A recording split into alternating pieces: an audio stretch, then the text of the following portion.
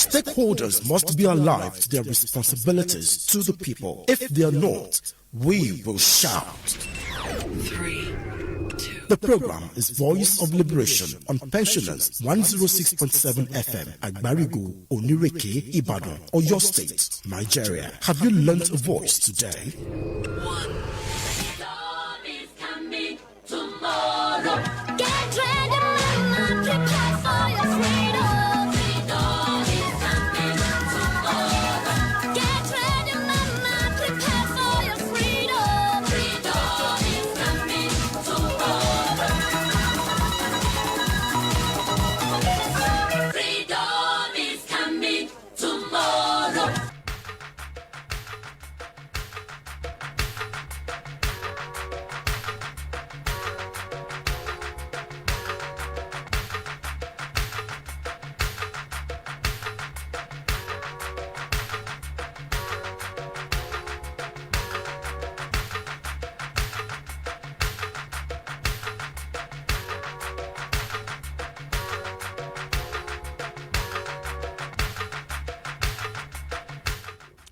Welcome. The program is Voice of Liberation on Pensioners 106.7 FM. Agbarigo, Onireke, Ibadan. My name is Pius Nsabe. During the week, we read that 6 power distribution companies, DISCOs, got the approval of the Nigerian Electricity Regulatory Commission (NERC) to increase tariffs. These DISCOs are the Port Harcourt Electricity Distribution Company, the Jos Electrician Distribution Company, the Kano Electricity Distribution Company, the Kaduna Electricity Distribution Company, the Ikeja Electricity Distribution Company, and the Ibadan Electricity Distribution Company. In that report, NERC had said that some of the indices considered for the tariff increase include gas price, inflation exchange rate, U.S. inflation rate, and available generation capacity.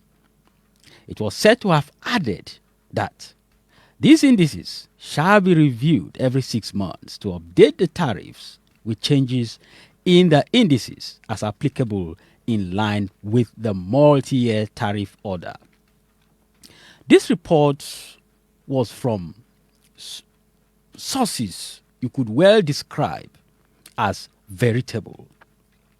For us in the profession of journalism, we don't just publish reports if we cannot say that we are confident enough about the source. However, the chairman, Nigerian Electricity Regulatory Commission, Mr. Sanusi Garba, has come out to say that the agency has not approved tariff review in the power sector in recent times. Garba told journalists in Abuja yesterday that the last tariff review was approved on December 31, 2021 and became effective in February this year. I don't know if you are aware of that, but hey, it appears that there was an upward review of tariff sometime in February this year, and not so many people knew about this. It also better be true that the position of the chairman of the Nigerian Electricity Regulatory Commission, Mr. Sanusi Garba,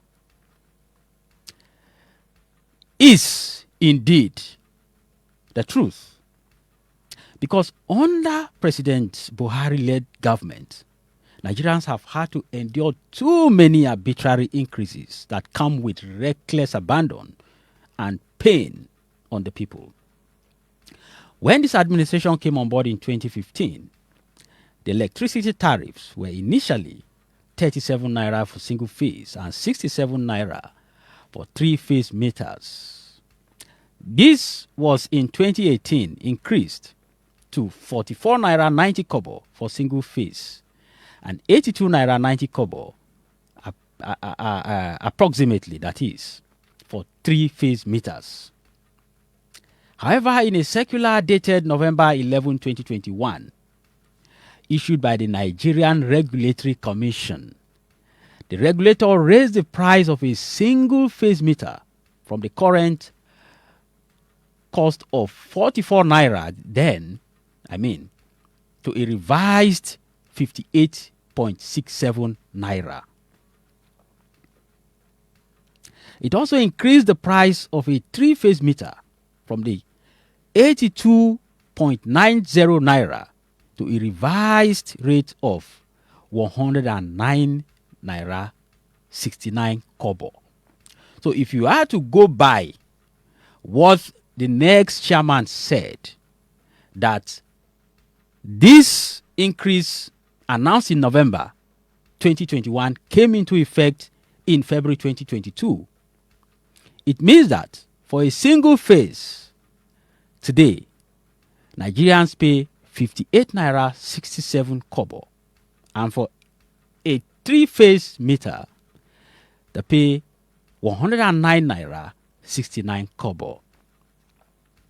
So if there was to be additional increase, as recently reported, it meant that going forward, Nigerians will no longer pay 58.67 kobo for single phase.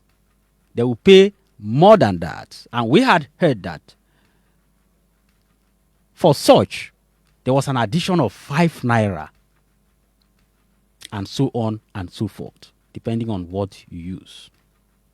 But like I said, let it be true that what NEC has said is the true position, that there has not been any recent increase in tariff. Because Nigerians have had one too many arbitrary increase, I must say, to bear. This tariff issue we are talking about is apart from the upward review of the value-added tax by the same government. And of course, yet again, the arbitrary reviews of petrol pump prices in the country, which no doubt have added to the pains of the people. My understanding of government is that it serves to lessen the burden of the people and not make life even more difficult for them. You will hear the testimony of my first guests on this program about how South African government values the lives of its citizens and makes life very, very easy for them. Another election is here. We can no longer stand the 4 years of any government that will cause us pain. We can no longer stand an insensitive government that is not interested in the plight of the people, but is more interested in playing politics than resolving the face-off between itself and university staff. We can no longer stand individuals who come to us only once in 4 years to seek our votes and thereafter disappear into thin air. We all have a duty to make a change, but this time, we hope it is indeed a genuine change. We'll be back shortly. Stay tuned.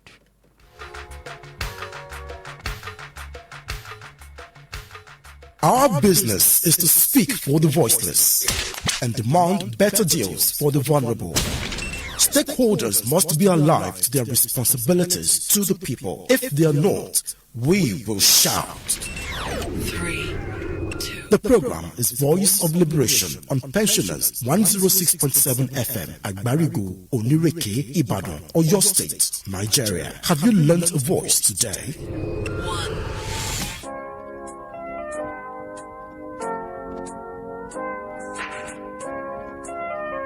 Tabansi Records presents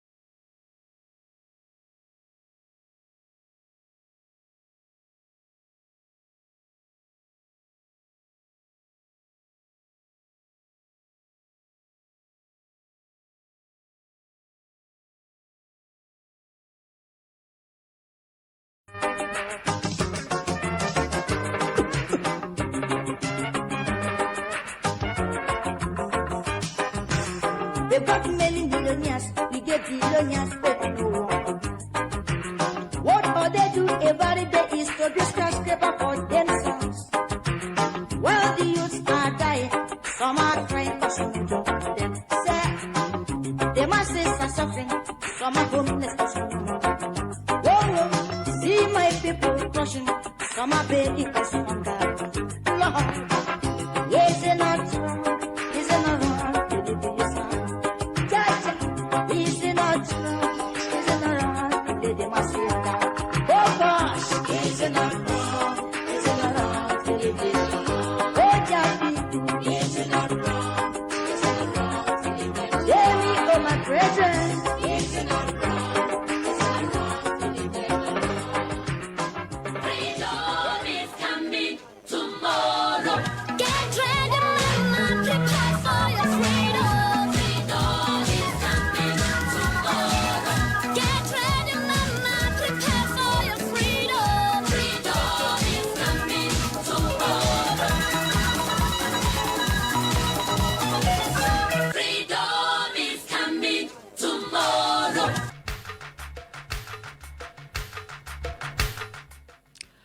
Welcome back. It's Voice of Liberation on Pensioners 106.7 FM. Agbarigo Onirike Ibadan. My name once again is Pius Nsabe. People don't vote for you. Go through the pains of queuing under the sun, under the rain, under the elements, only for you to abandon them to their faith, leave them to hunger, leave them to poor access to medical care, leave them to insecurity, expose them to inflation, let them go through harrowing pains in their own country, only for you to resurface 4 years after to say you need their votes again. Come on.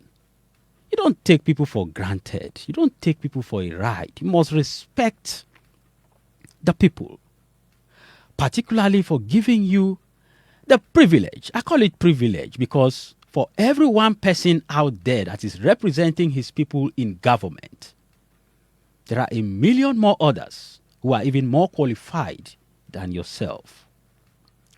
Do you think it is this pittance you give to few individuals who follow you around and a few bags of rice you share to the people and sachets of uroro?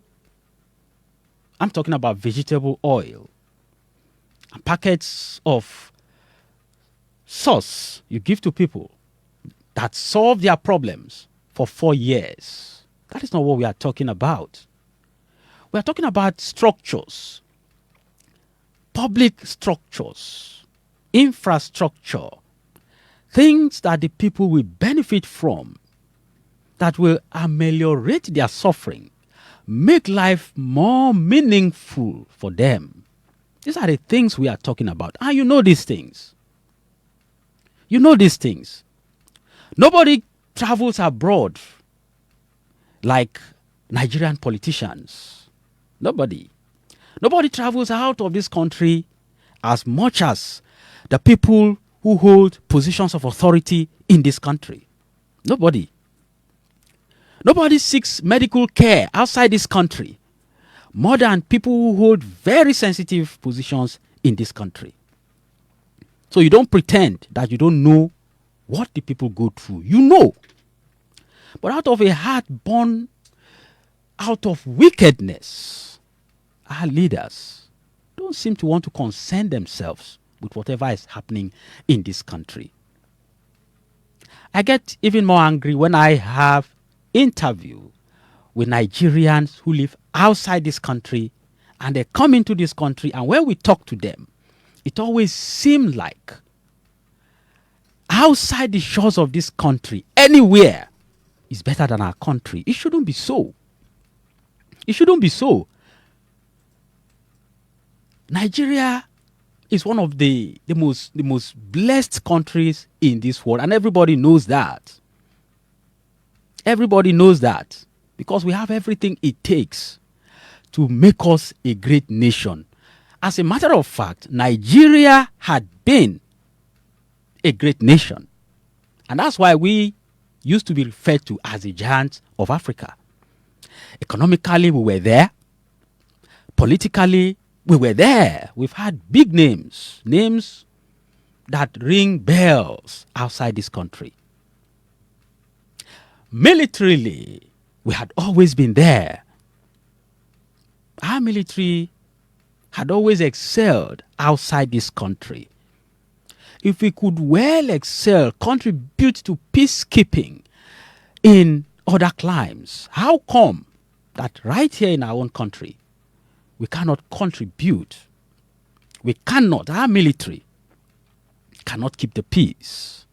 Isn't that an irony?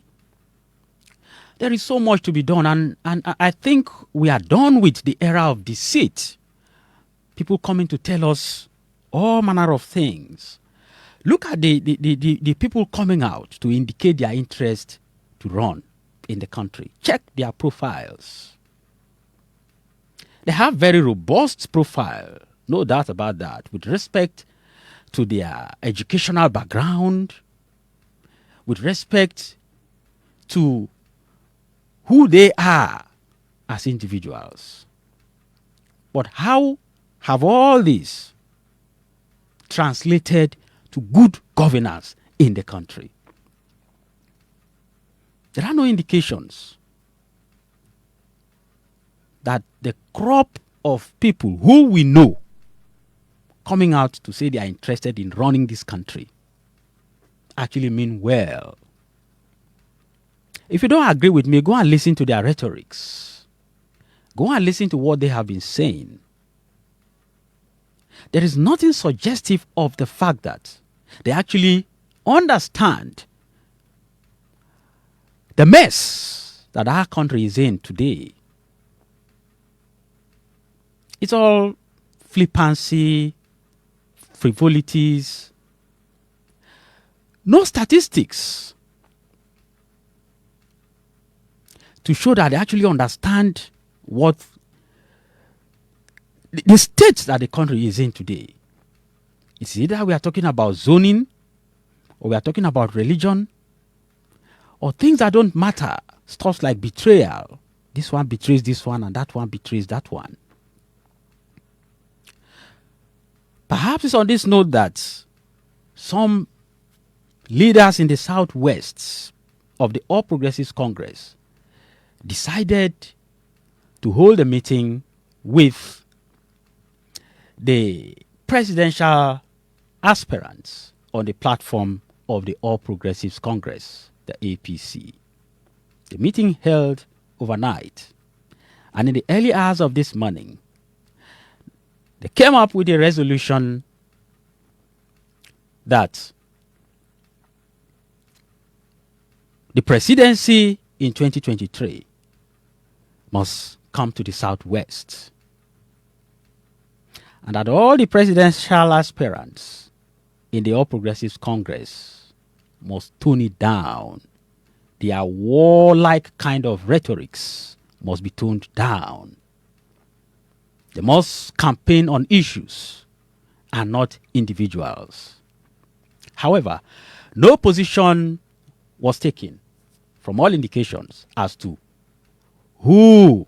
which candidate should be supported amongst the candidates who have indicated interest to run from the southwest on the platform of the All Progressives Congress. Yes, that's democracy. Let's go to the field. Let's feel the pulse of the delegates. Let us know who the best candidate would be, and let the best candidate emerge. I think that is democracy. That, for me, is a welcome development. But how will the Southeast and the South-South receive this position of the Southwest APC, considering that there had also been a push for the Southeast to have a taste of the presidency? Don't forget, Ogbonneonu just declared his interest yesterday Chris Ngige is there, Minister of Labor and Employment. David Umahi is there on the platform of the APC. How will they respond to the position of APC Southwest? There is also the South-South factor. Amechi is there. Ayade of Cross River State is there. And also, the North is there. But let's leave the North aside. Let's even talk about the South. Where will this power shift to? Since the APC in the Southwest has already taken a position, this is where we want it to be. What happens going forward? We keep our hands crossed as we move on. But there is one that is very interesting, and that is the move or the speculations, let's put it that way for now, that even the Central Bank of Nigeria's governor, Mr. Godwin Emefiele, has eyes on the presidency. Don't forget, there had always been these speculations. We've even seen branded vehicles. We've seen posters of him. But since the man had, in fact, at some point, he even debunked it. That the fact that you saw posters in my name and branded cars doesn't mean I have interest in the presidency. It may be the figment of imagination of some people, or some people who actually want me to contest, just doing that on their own. But it appears that things are getting clearer and even more glaring as days go by. For instance, only yesterday we got reports that rice farmers, purchased the 100 million naira form for the CBN governor, who, by the way, is still on seat even as we speak, contrary to the position of the recently signed Electoral Act. Somebody is not happy with the latest report on the Central Bank governor, and that is the governor of Ondo State, Mr. Rotimi Akeredolu. And he has fired a shot already. I'm going to read his release to you, and then we progress. The CBN governor must disengage forthwith. That is the caption of the release by Ondo State Governor. The news of the purchase of declaration of intent and nomination forms to contest for the office of the president in the forthcoming general election on the platform of the All Progressives Congress, purportedly by the supporters of the governor of the Central Bank of Nigeria, Mr. Godwin Emefiele, has been received with palpable disbelief and shock by many Nigerians. This act, if unchecked timeously, portends great danger to the fragile economy of the country. Rumors had been rife on the subterranean partisan activities linked to him through these shoddy characters in the recent weeks. Pictures of branded vehicles ostensibly purchased for electioneerings were also posted on the social media. The audacious moves by those who claim to be supporting these interests have been unsettling. This latest news confirms that the governor, that is the central bank governor, may indeed be interested in immersing himself in the murky waters of politics like any other Nigerian with partisan interest. It is incontrovertible that Mr. Emefiele enjoys a constitutionally protected right to belong to any group or association and participate fully just as any Nigerian. It is, however, difficult to imagine that a person who occupies the exalted and sensitive office of the governor of the Central Bank of Nigeria will be this brazen in actualizing his ambition. There is no gain asserting the obvious. The combined effect of the Public Service Rules, CBN Act, and the 1999 Constitution as amended expose not only the oddity inherent in this brash exercise of presumed right to associate, It also confirms the illegality of the act should he proceed to submit the forms while occupying the seat as governor of the Central Bank of Nigeria. Consequently, we admonish Mr. Emefiele to leave the office immediately for him to pursue his interest. He cannot combine partisan politics with the very delicate assignment of his office. Should he refuse to quit, it becomes incumbent on the President and Commander-in-Chief of the Armed Forces to remove him forthwith. This is a joke taken too far. That is not coming from me. It is coming from Arakunrin Oluwarotimi Akeredolusan, Governor of Ondo State.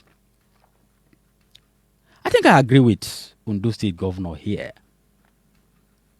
We have seen illegalities in this country. There's no manner of illegality that we have not seen. But when it gets to a point where it has to be rubbed on our faces as Nigerians, then we have to speak, and speak very loud. Luckily, this time around, it's coming from a sitting governor who also happens to be a member of the All Progressives Congress, the APC.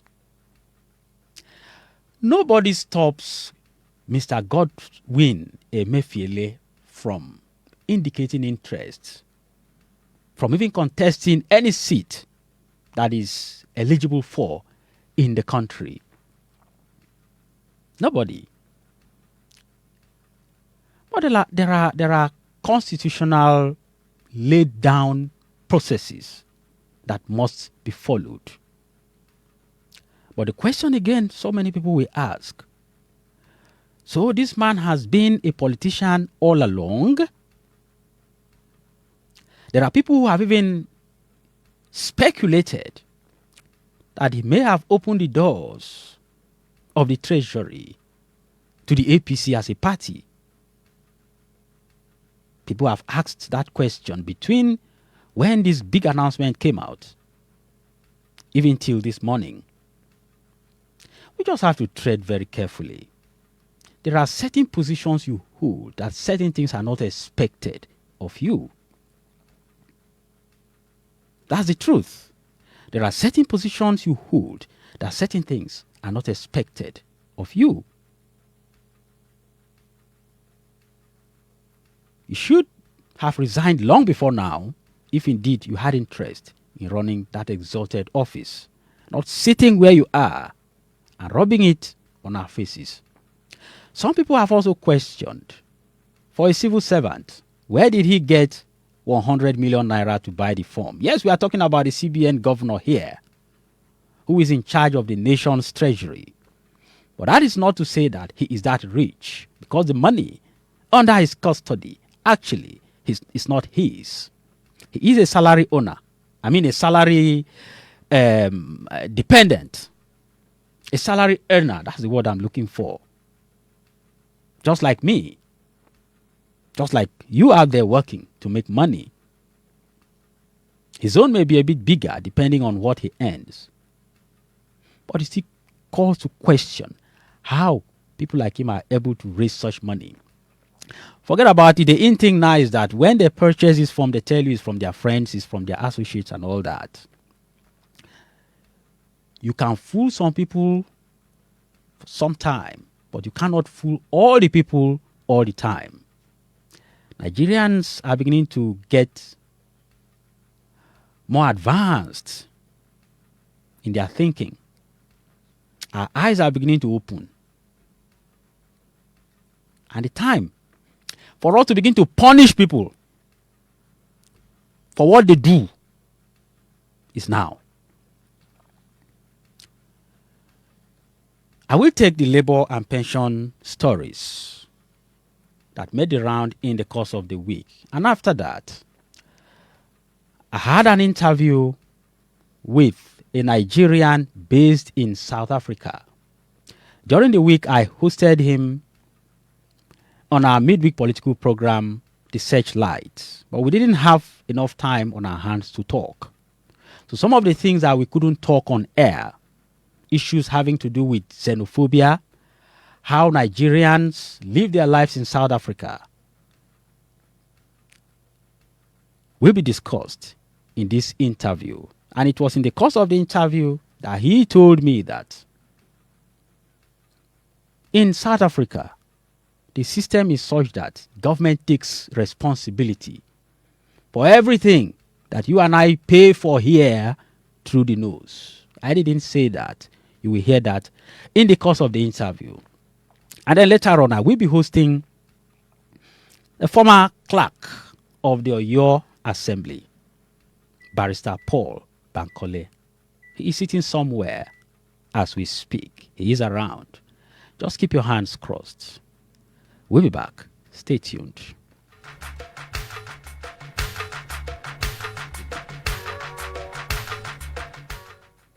Welcome back. Oyo State Council of the Nigeria Union of Pensioners, NUP, says it has postponed the mega rally for Governor Seyi Makinde till further notice. The postponement is contained in a release by the Executive Secretary of the Union, Comrade Olusegun Abaton, and made available to Pensioners FM. Comrade Abaton in the release said the rally was scheduled to hold on Tuesday next week, was postponed due to certain developments that could disrupt the rally. While expressing regrets for the postponement, Comrade Abaton said a new date for the mega rally will be announced soon. Recall that the Oyo NUP had promised to hold a rally in support of Governor Seyi Makinde's re-election over what they called his robust welfare package for pensioners and workers in the state. Meanwhile, the Pension Transitional Arrangement Directorate, PTAD, says workers of the defunct Power Holding Company of Nigeria, PHCN, are not entitled to the pension increase of 33%. PTAD's head of corporate communications, Mr. Gbenga Ajayi, made this known in an interview with newsmen in Abuja. According to Mr. Ajayi, PHC pensioners are already on a special salary structure before the pension review for pensioners was approved.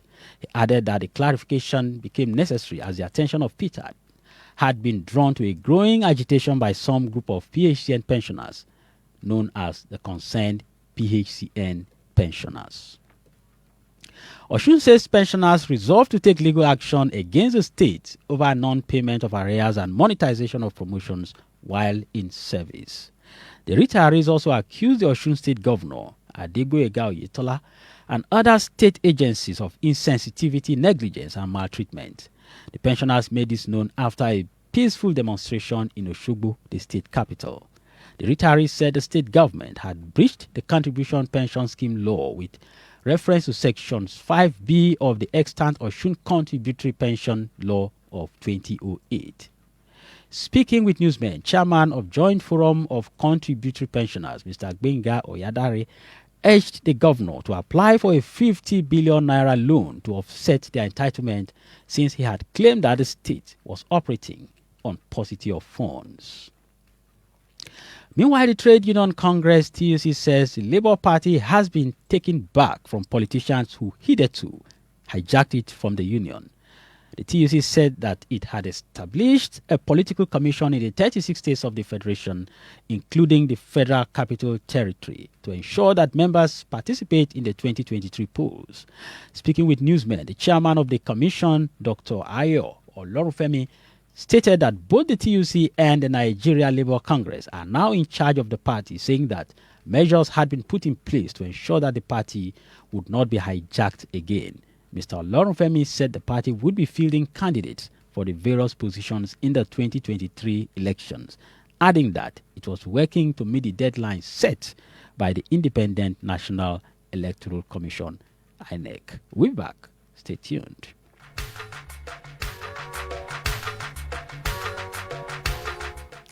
It's time now for my interview with a Nigerian based in South Africa. Enjoy. I have Dr. Olushola Agbeni, dental surgeon, President Association of Yoruba in Diaspora, South Africa. He hails from Osun State. He studied in the University of Ibadan before he left the country. Welcome on the program. Thank you. How long have you been in South Africa?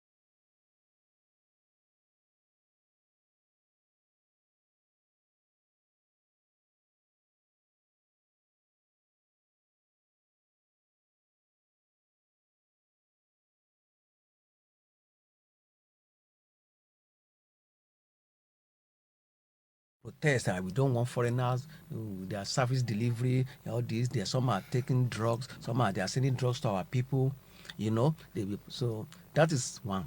Then the killing is different. So most xenophobia, they don't lead to the killings, but there are killings among the Nigerian community themselves, which is drug related and courtesan. There are courtesans now among Nigerians in South Africa. So there are a lot of misconceptions about this on Nigerian media.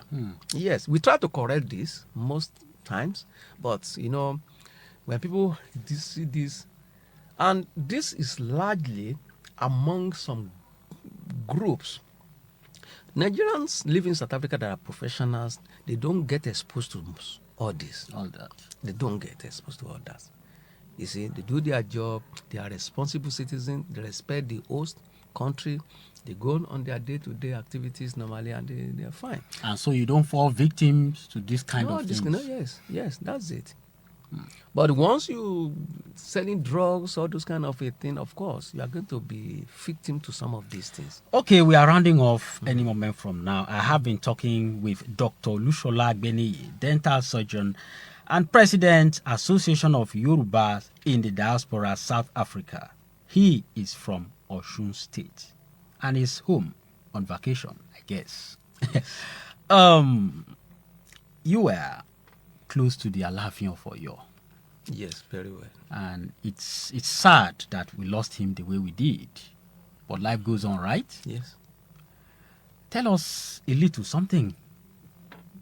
Maybe something little about the late Alaafin that perhaps brings fond memories to you.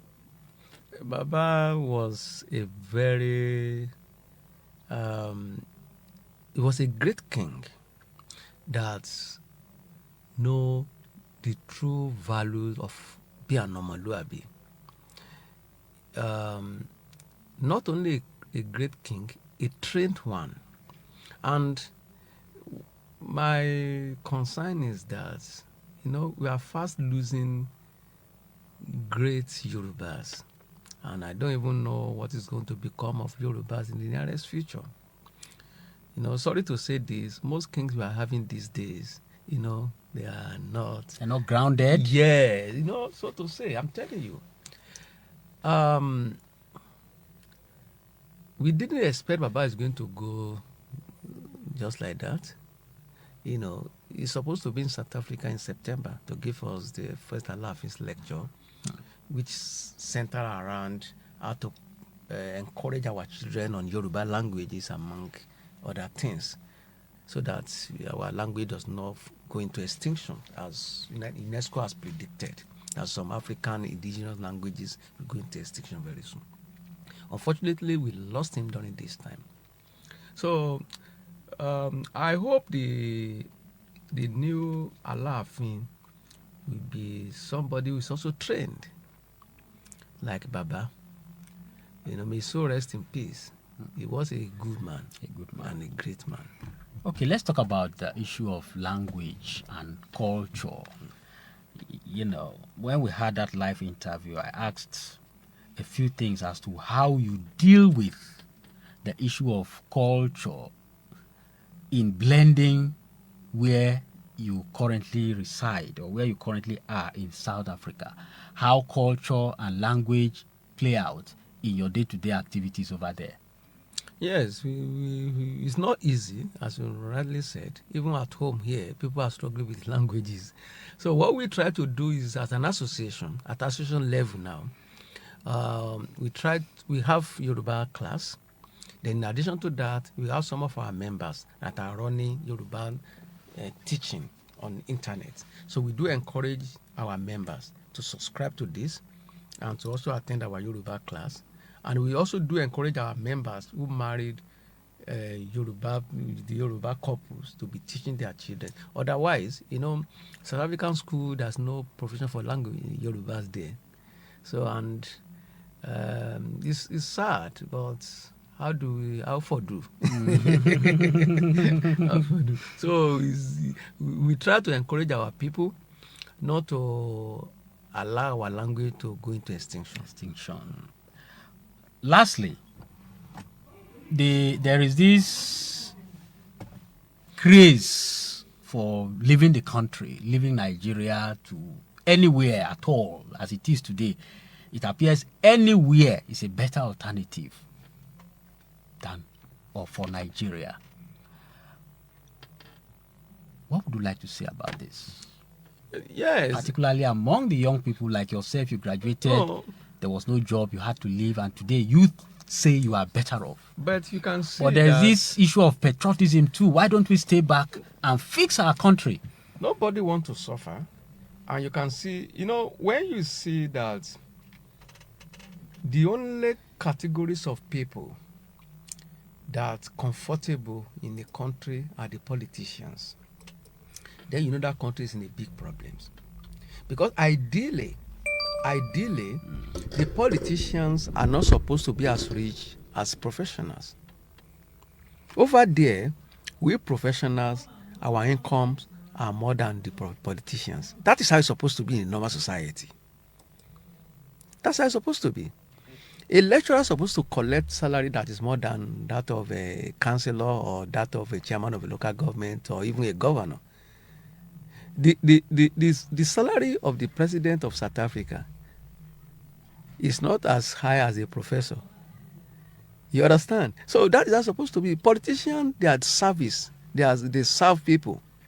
So, but in Nigeria here, The people serve you, you will hear and you still take the better portion of the when money. you hear that a senator is collecting billion, I know. Then you hear that a university professor is collecting less than 400,000 naira. I mean, look at it.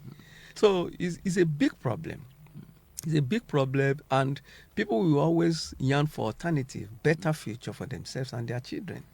So you continue to see emigration until the whole thing is reversed. I'd like to thank you, Dr. Olushola Agbeniyi, dental surgeon, President Association of Yorubas in the Diaspora, South Africa, who hails from Osun State.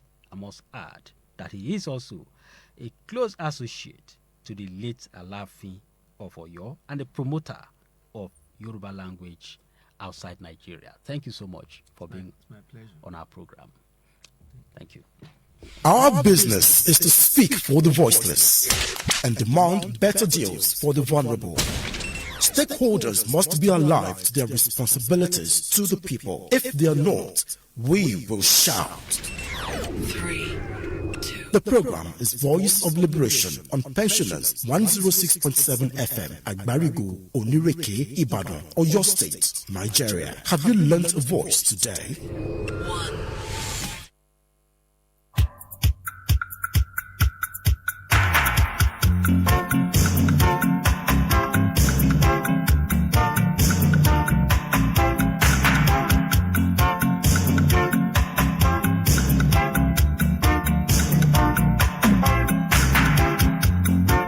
I see it falling. There was a Babylon. I see them falling.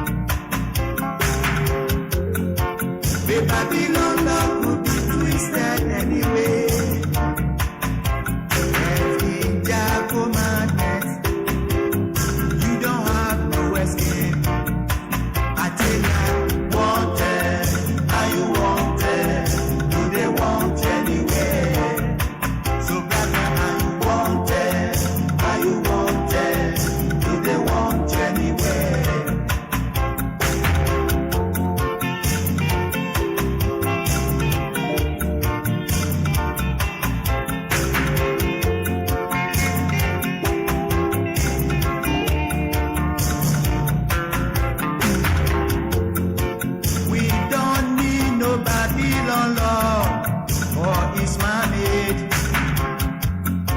All we know is that Ten Commandments. The Babylon law could be twisted anyway. That is their commandments. You don't have to escape. I tell ya, wanted, are you wanted? Do they want anywhere? So Ghana, are you wanted? Are you wanted? Do they want anywhere? Freedom is coming tomorrow. Get ready, mama, prepare for your freedom. Freedom is coming tomorrow. Get ready, mama, prepare for your freedom. Freedom is coming tomorrow.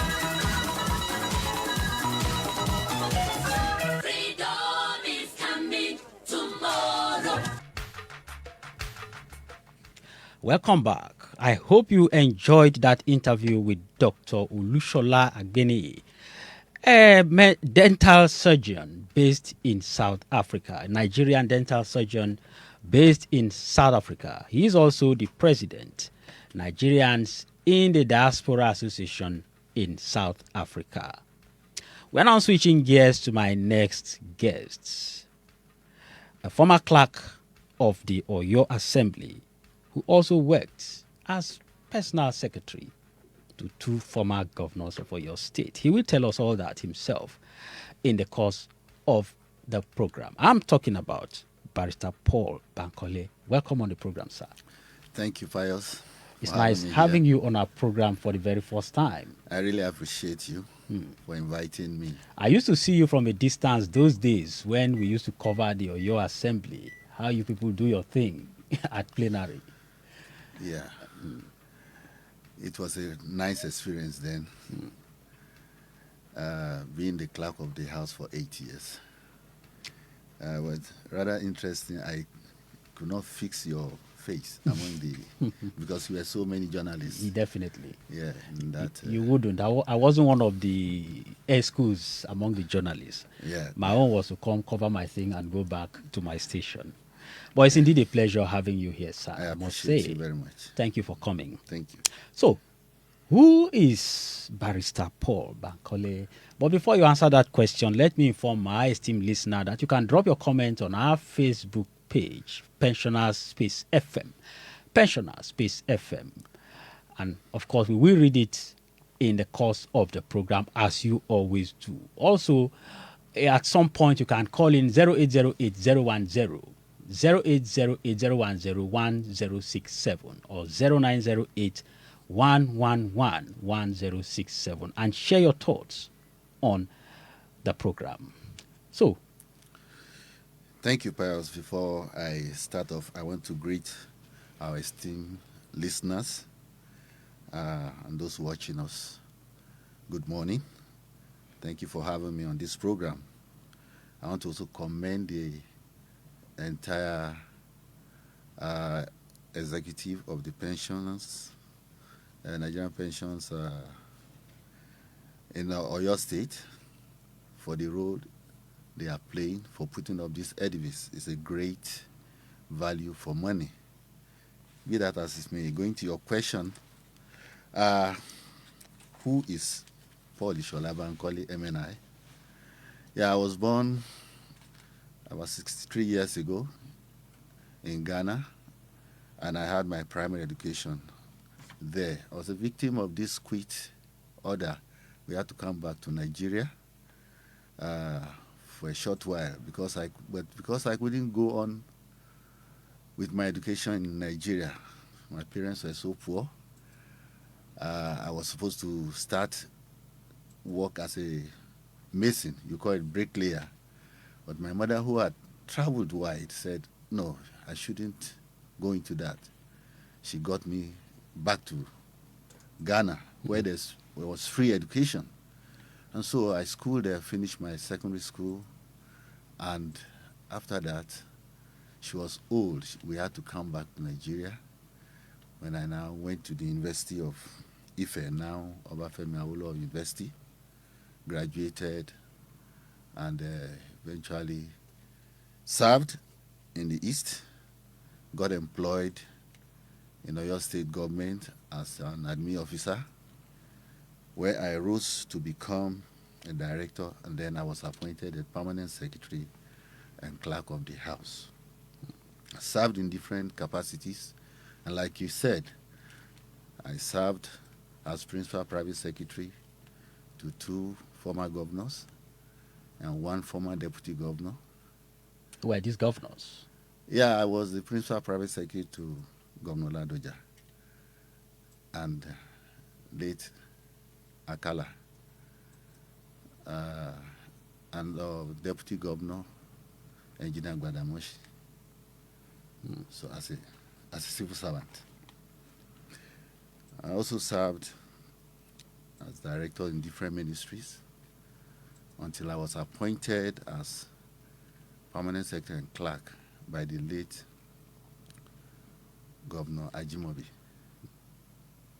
who I never knew from Adam. It was the day he came in as governor that I saw him for the first time physically. Never known him. And he appointed you. Oh yes, he appointed me. Is being a clerk a political appointment? No. A clerk of the House, at that time, the House was not autonomous.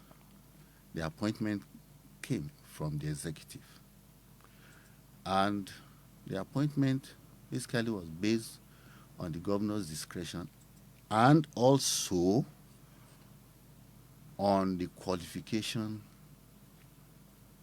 of the officer. You should have risen to at least level 16 at that time. And then among the array of officers, he decides who can work with him. So a clerk is not a politician. He's there to work with all so it's an appointee members. of the He's governor. an appointee of the governor. You talked about autonomous. Yeah. Being autonomous then.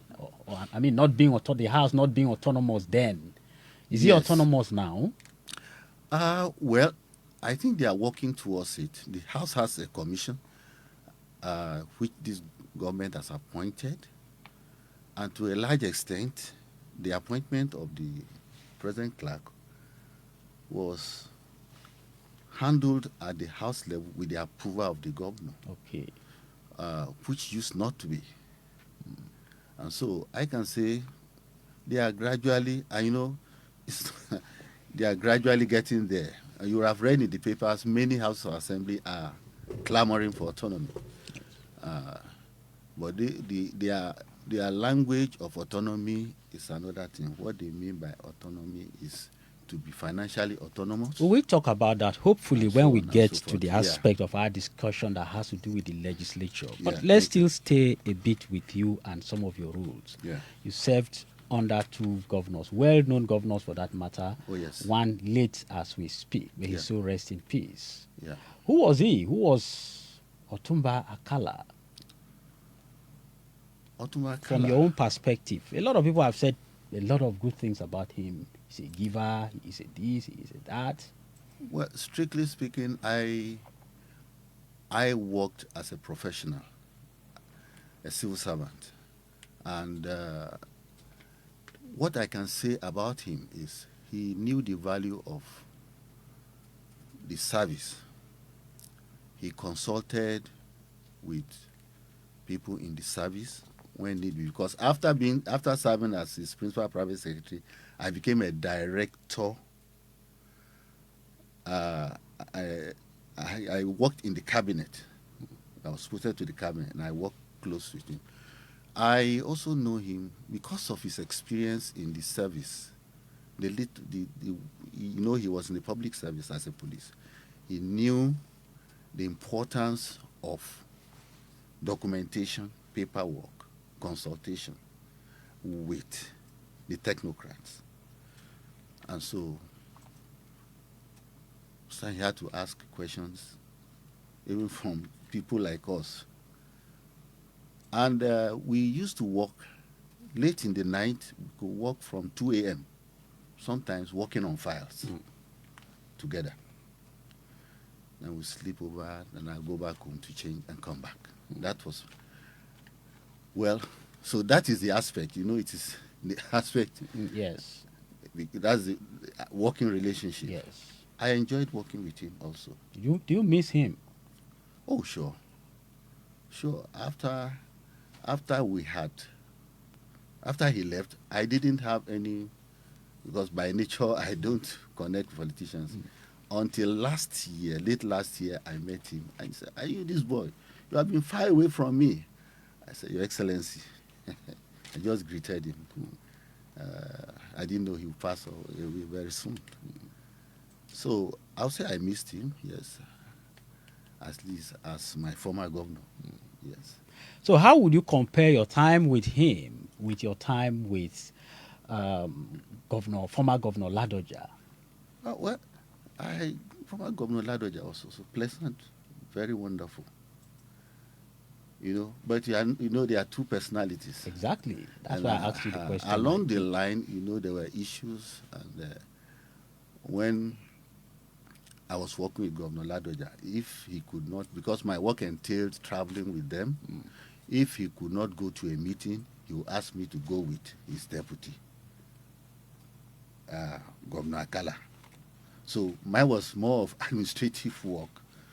And Governor Ladoja, very pleasant, very supportive.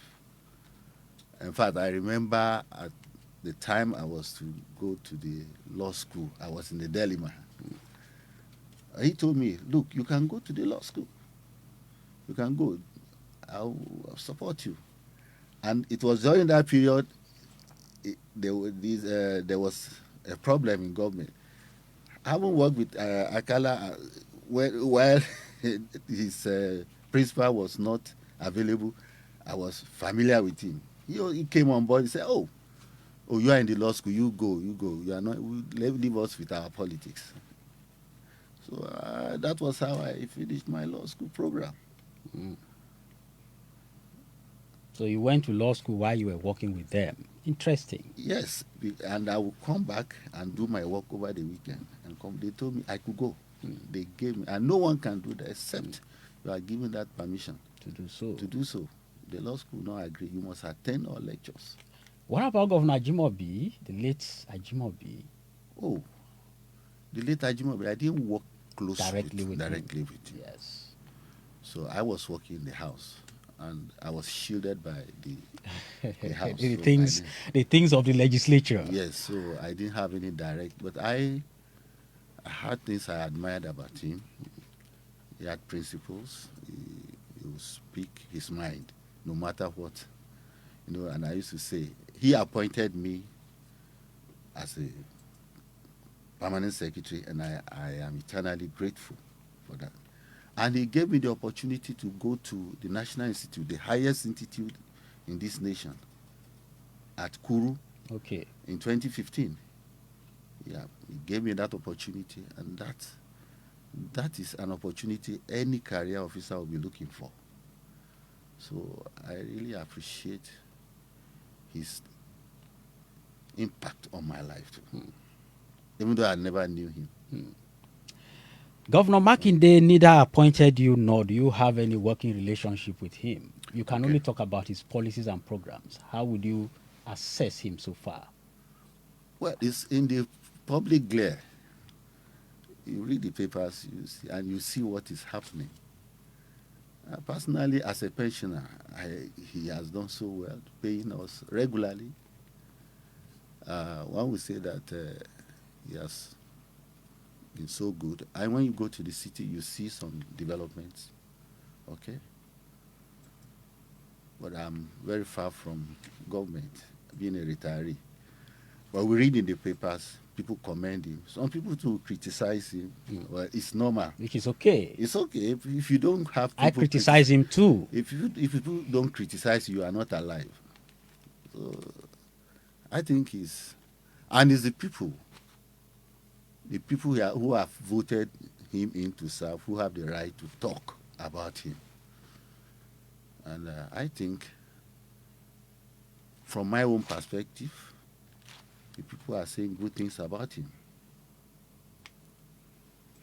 Okay, then let me ask you if you want him back second term. Let's leave that aside. But let's talk about the civil service now. Yeah. You said you served in the Oyo State Civil Service, right? For Yes. 32 years. Oh, yes. How was the experience like? Well, the service has changed over time. When we came in, we met the very old things that were in place.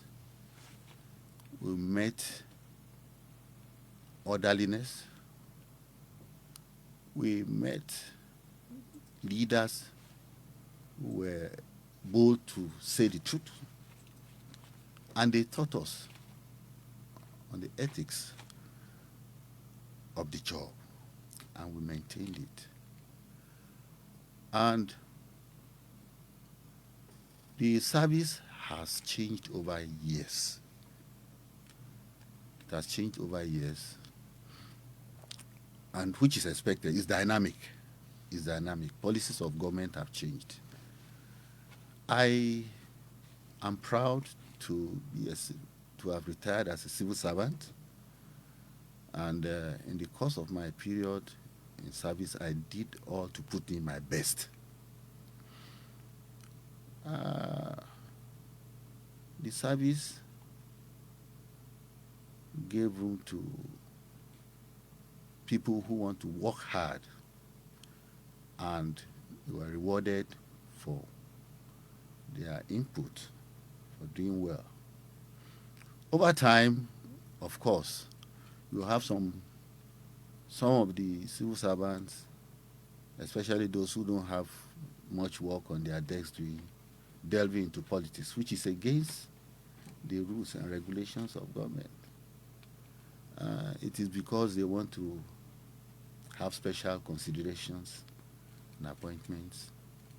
And eventually, they bite their fingers. They bite their fingers. If you're a civil servant and you don't remain neutral, you will bite your fingers. Governments will come and go. Oh, yes. On different political platforms. Oh, yes. And you cannot be changing from one platform to another to suit the government in power. You cannot. They will know you. And you know, politicians are the same. They are the same. They will, look, if you visit a party man, but before you leave, you will have called and said, this person just left my place. Somebody in another party. So it is over time we have seen that, and so it is better to remain neutral. Do your job, because a politician would like to use you, and after using you, he will dump you. That is your charge for those still in the civil service. Oh yes, that's my charge for them. Do your job, be professional. You have the opportunity of bearing your mind on paper, in file. Whatever he says, listen to him, be respectful, but put down your views on paper, because the records will speak. If you are asked why, nobody will punish you. You say, and you advise him, but you leave it to him to take a decision. The system is so structured that it has protected you. Do your work. If you are not gullible, you do your work well as a professional, you'll not be in trouble. You also talked about the aspect that is off the microphone when we were having a chat just before we came into the studio. You talked about the aspect of some civil servants not preparing well enough for retirement. Yeah. We were talking about the issue of not preparing well for retirement. Many civil servants don't prepare for retirement. Many. And they know it's a day that will come. One day they will retire. That has pushed some of them to alter their ages and other things. But once you get into the service, you know that there's a way you exit. You either exit by the normal way, that is, you spend 35 years or 60 years and retire, which is the best. And if you are not careful, you exit by force. That is either compulsory retirement or dismissal, which no one prays for. But some people fall into it. Now, if you know you are going to spend 35 years or you know your age, you need to prepare ahead. Let me tell you, Pius, it looks difficult, but if you fail to plan, you plan to fail. Many years ago, I called myself to order. When I looked outside the window, I saw people going and coming, going and coming. I said, look, these people going and coming, one day they will stop going and coming to the work. They'll be on their own. You better prepare yourself. And I sat and thought, how do I prepare for my retirement? Look, go and study law. When you retire, what makes people to get old is because it's when they don't have any place to go. They are seated in one place. They visit the friend today, go to another friend tomorrow. They don't have anything active. They are not active. And so, my advice, I advise myself, look, go into this. Go and study law. Eventually, it became useful to me. I started. And when Ajimobi wanted to appoint a clerk, he was looking for a lawyer. And that was how he picked me. And it helped me as a clerk of the house. Now, after retiring, I have to open a chamber. I may not be going to court every day, but I find joy going to read there. I find joy with discussing with the lawyers in the chamber who will go to the court. And we discuss issues. And I find myself doing other things. I'm active. That will keep me going. For instance, you told me this morning that you were attending the lawyers' meeting. Yes. But for this program, you just have to respect us to be here. Oh, yes. I was going for our bar meeting. And I saw that if I go there, I'll be late for this program. After this program, I will run there because I have to be part of that meeting. Just being there keeps you going. Keeps you going. Keeps you interacting with of course, fellow intellectuals. You'll not be sitting in your home dull and getting old. Interesting.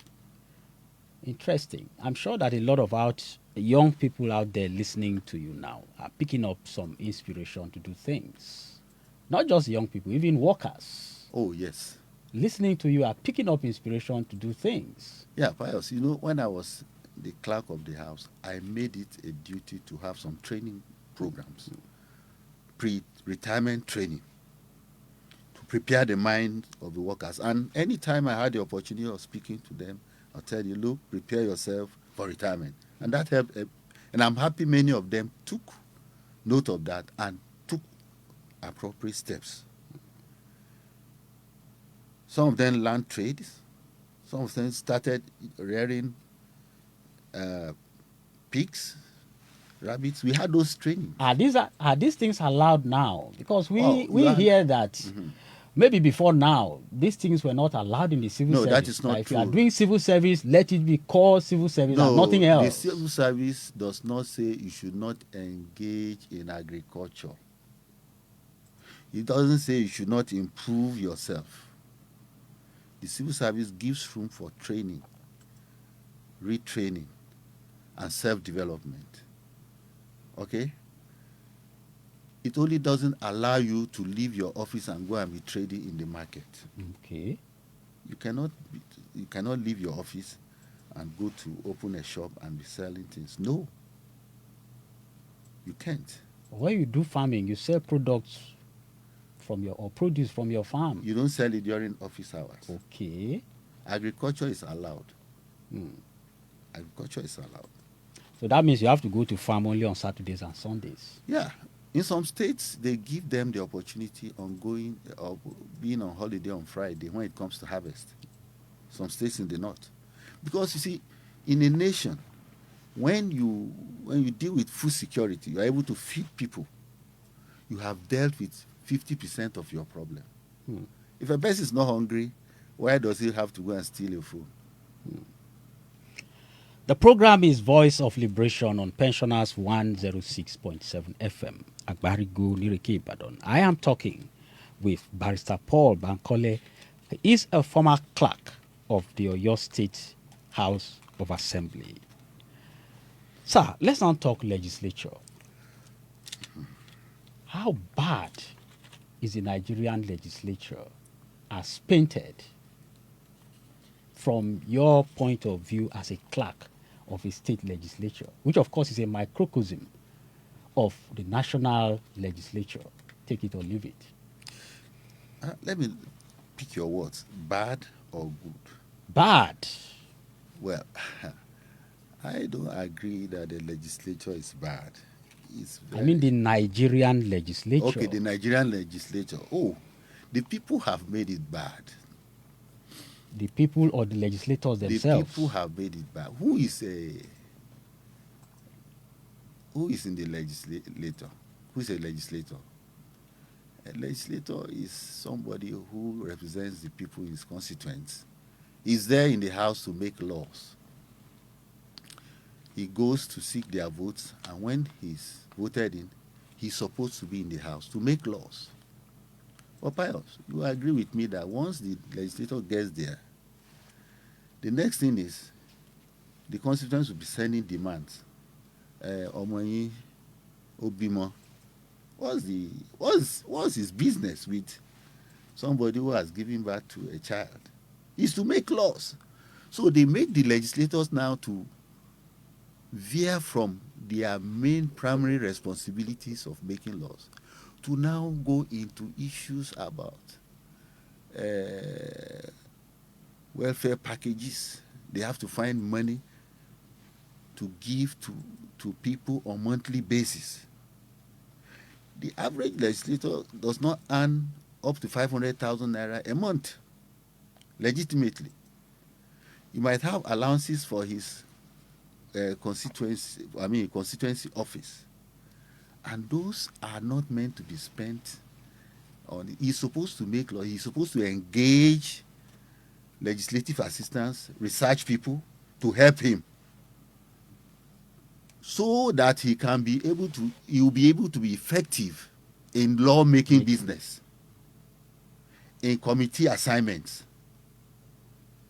Now you find people compelling them to now provide things ordinarily the executive, which is supposed to be in charge of other issues, supposed to do.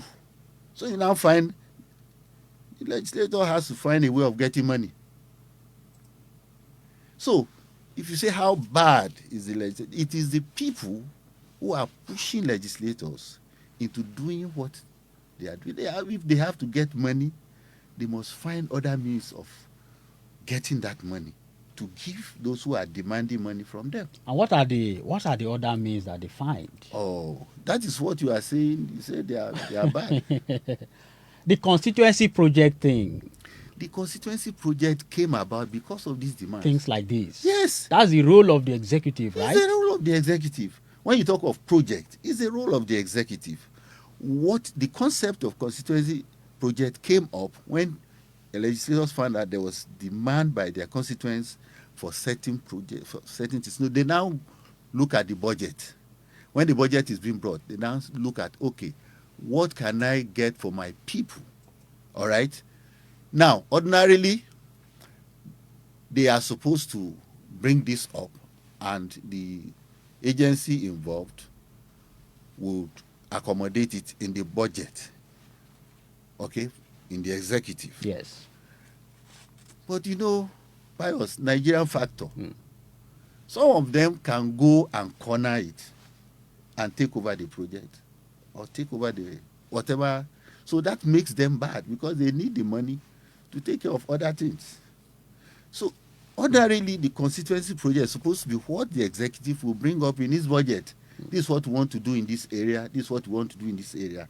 Then you, the legislator, will go and supervise and see to it that it is done. Things are done. The end justifies. Once it is done, your people will be satisfied. But this time they want to do it themselves. some may want to do it themselves. And so that creates the issue of them smearing their hands. They're having issues. And at times we understand, because you have been an insider, we are the outsiders looking from the outside, Yeah. that they collect huge amounts of money for this constituency project. And at the end of the day, they dig boreholes. Fine, boreholes are also capital intensive, but not compared with the amount that we hear that they get. Do you hear such too? Oh, When you were there? Well, you see, if you are to do constituency projects, you must follow the right procedure. If you decide that you want to do it, all right, you must follow the procedure laid down by government. And if you follow the procedure laid down by government, you will not collect money into your pocket because the money will not get to you. It is when they don't follow the procedure, then they will have issues. That's exactly what I'm asking you as a former clerk. Yes. Do our lawmakers follow the procedure? Well, some of them follow. Some houses will follow it. I know, as when we were there, we follow the procedure. We follow the procedure, and then the projects must be executed. In some cases where they don't follow, they will find themselves facing the music.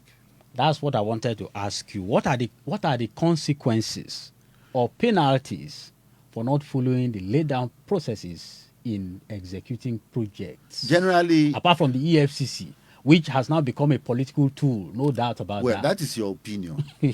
That's the opinion of most Nigerians, and I'm also in Nigeria. you are- And opinions are free, aren't they? That is your opinion. Opinion of most Nigerians. Why else They think that the we are EFCC, two, but we are two Nigerians here. But the issue is that is not the line of discussion for today.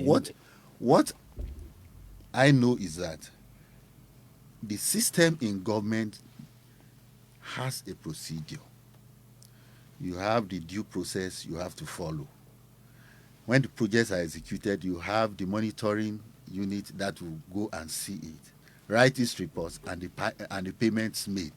Once you follow these procedures and you do the right thing, you have no issue. So the money doesn't come into their bank account as The legislators. money is not expected to go to their bank accounts.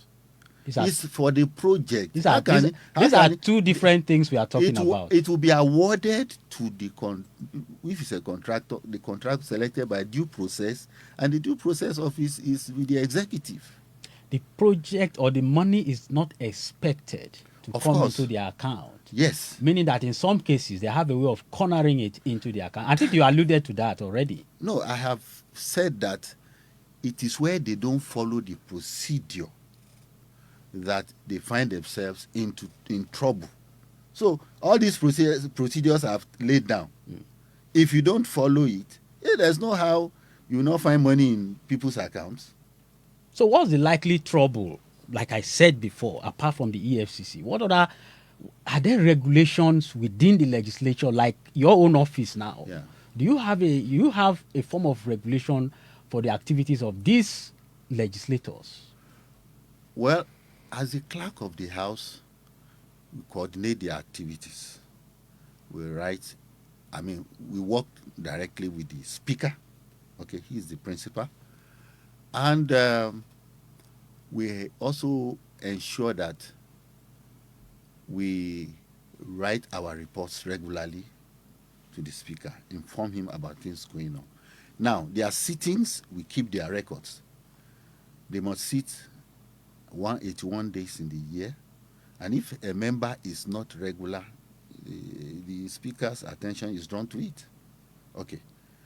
So, regulating the activities, well, whatever payments that have to be made must be done in the right way. If you talk about regulating, they earn legitimate money, which is to be paid to them. You mentioned that. Yes. Which they are not supposed to use for any constituency thing or that except on charity basis. You Well, said that. yes, I said they earn that. But you see, the constituents will now come and say they will line up every day. So has it become official now in our law book that legislators get constituency money, whether it comes directly through them or not? Is it now a legitimate Well, from the allocation? from the National Assembly, they don't allocate money as get me right. They don't allocate money for constituency projects to legislators. That is not the concept. The concept is that there is a committee, maybe a larger committee of the assembly, okay, working with the executive, and then they look at the projects they want to do and put it in the budget. And when it is time for them to access the money for the project, the procedure is set in motion, and they follow that procedure. It's an aberration. It's outside what they are supposed to be doing. But because the situational demands that people now, they will be talking about, look, you have gone there, spend this number of years, you have not brought any project, you have not done anything. Whereas the laws they are supposed to make, they have to make laws. You know, the earlier interview, somebody spoke. Dr. Adeni was talking about laws that will make the nation governable. If legislators are left to make this, they know what to do.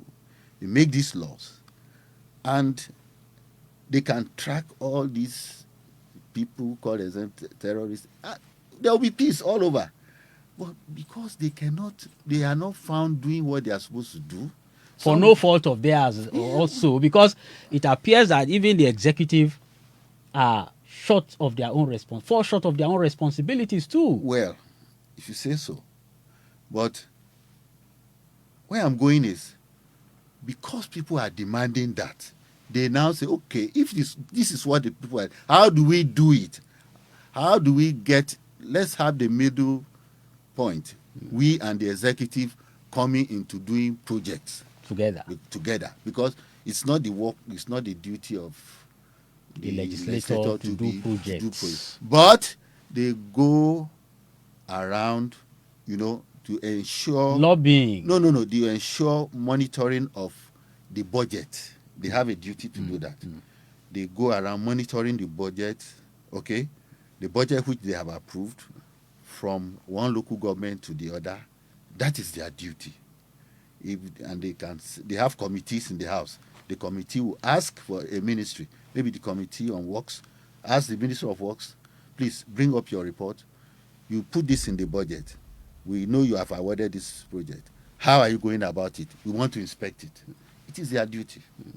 Okay?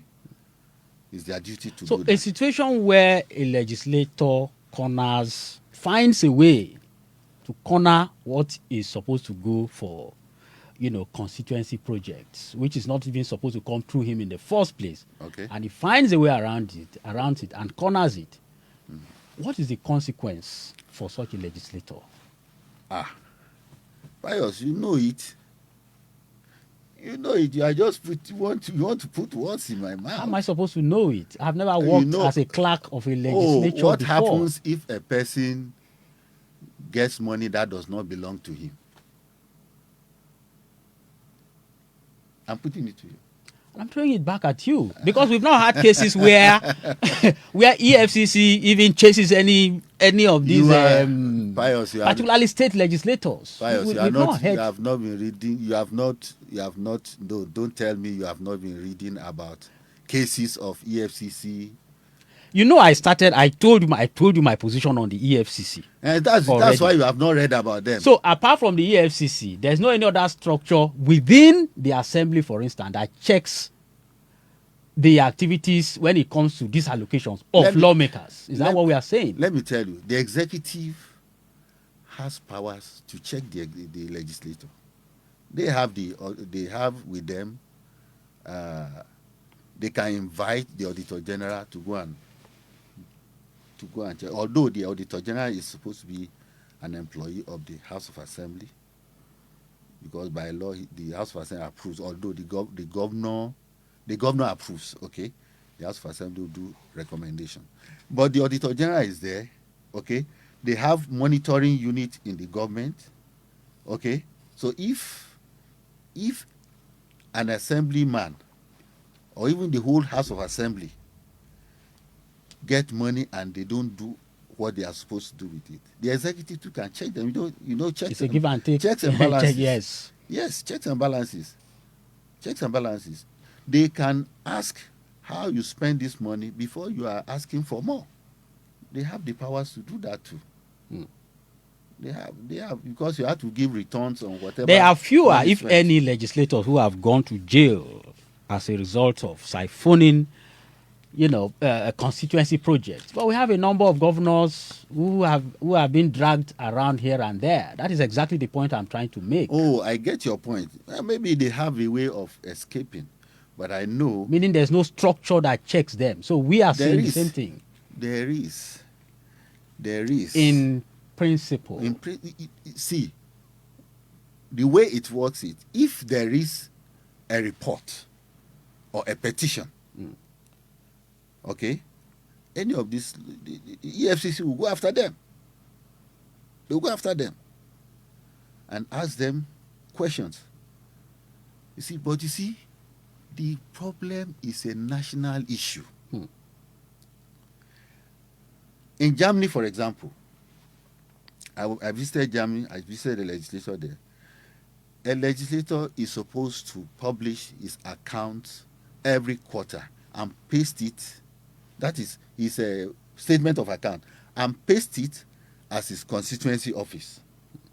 He should explain every money that came into his account. And of course, in this development, you cannot have accounts and hide. He has to put it there every quarter. And people will go to the constituency office and they can ask questions. The last speaker was telling you that they have a device whereby any money that comes into your account, they can ask you, how did you come about this money? And you can be jailed for it. I was in China, went from Kuru. I gave, just eating, and I gave the change to the waiter. He said, no. Then I asked him why. He said, they will ask me how I came about it. And I have to explain. How much was it? Maybe talking about 500 naira, which you would not think is anything small. Big. But he said no, he was not ready to take it. And I was giving him freely. Wait. So you see, the system itself has to be made to check all these things. It has been let loose. And so you can't blame even those who have been arrested. So people have been getting away with things. People will get away with things because even when they are caught and jailed, they the can system be given, brings them back. Yes. Even they to come can and be given- contest Nigeria's presidency. Yes, and give them presidential pardon or whatever. So until the system begins to work well, then you can now begin to question why this person is not jailed, why that person is not jailed. Before I ask you when the system will start working well in Nigeria, I want to ask you, is it really true that lawmakers take home jumbo pay? Is that true? I told you earlier that a lawmaker in Oyo State, his salary is not up to 500,000. How much is it? Or was it when you were there?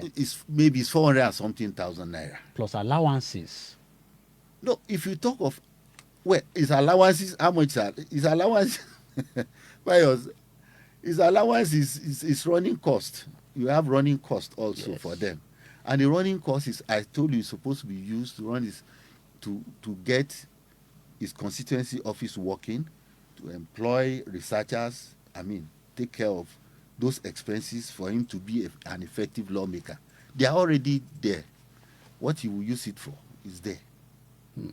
So they are not taking jumbo salary. As much as I know in Oyo State. But a situation where you have the nation's minimum wage of 30,000 naira. Yes. and then a lawmaker takes home 400,000 naira in a Yes. month. Isn't that too much? It isn't too much. It is the salary that was, given by the. We have this salaries and wages Commission. commission, and we have it is this commission. It's not the salaries and wages.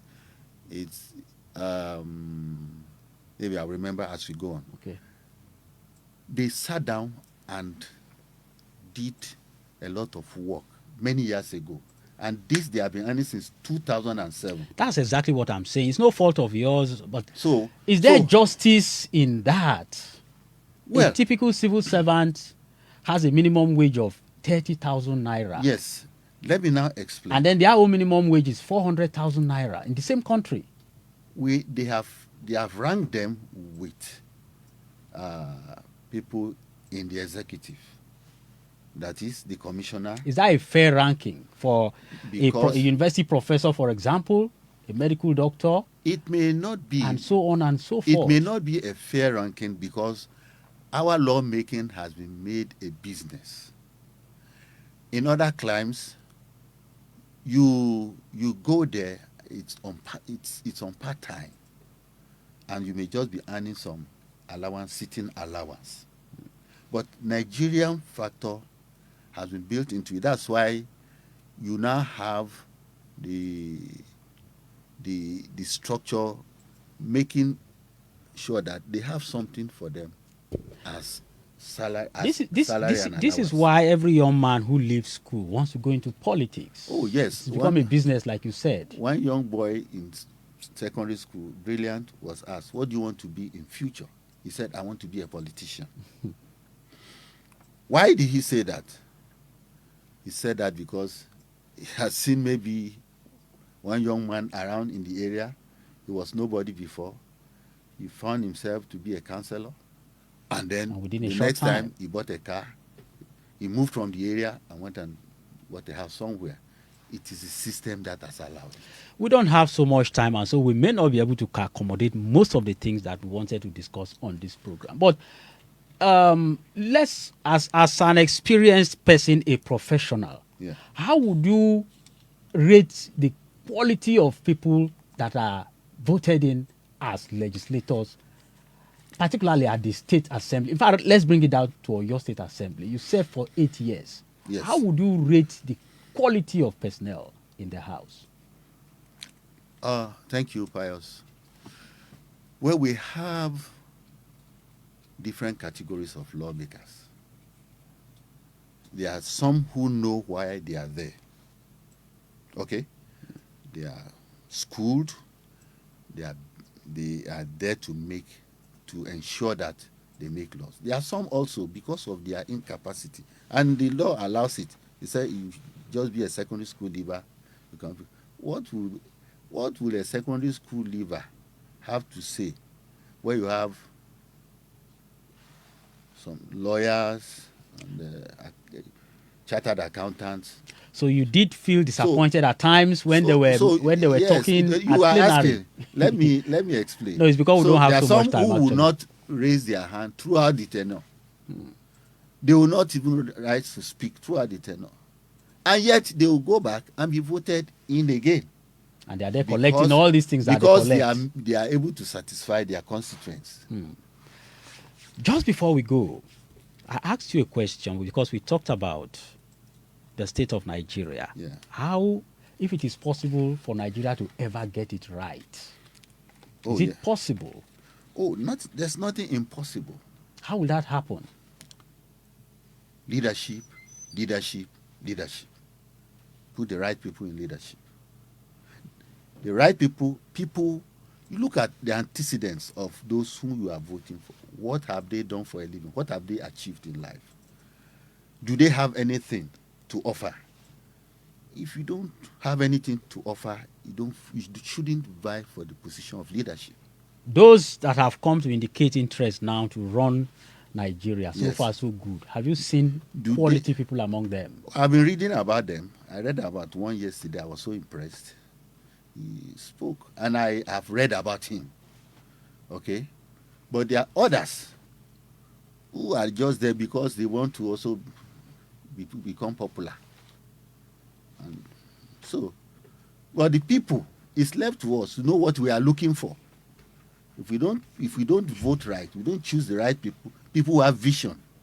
All right, you know them. You know those who have vision. When they come out, they have a blueprint of what. And they unfortunately, want to do. those who have vision are not likely to be the money bags. So Well, they may not have enough money to spend. So we will continue that way until we get to the end of the road. I'd like to thank you, Barrister Paul Bankole, former clerk of the Oyo State Assembly. Thank you so who much. also worked as a principal confidential secretary or private secretary, to two former governors, former Governor Rashidi Ladoja and late former Governor Christopher Alawo Adebayo Akala. Thank you for coming on Voice of Liberation. Thank you so much. I'd like to thank you to Omoni Alade for doing a fantastic job on the console this morning. On behalf of the producer of this program, Babatunde Tiamiu, my name is Pius Nsabe. Let's do this again next Saturday, God willing. And until then, continue to be a good citizen of the Federal Republic of Nigeria. I actually enjoyed the interview with Barrister Paul Bankole, and I hope you did the same. That is what Voice of Liberation gives to you. Do have yourselves a lovely weekend. Let's see. 100 minutes a day, 7 days a week. That's 700 minutes a week. Pensioners 106.7 FM. Voice of Liberation. A complete radio. Transforming the society. Transforming the society.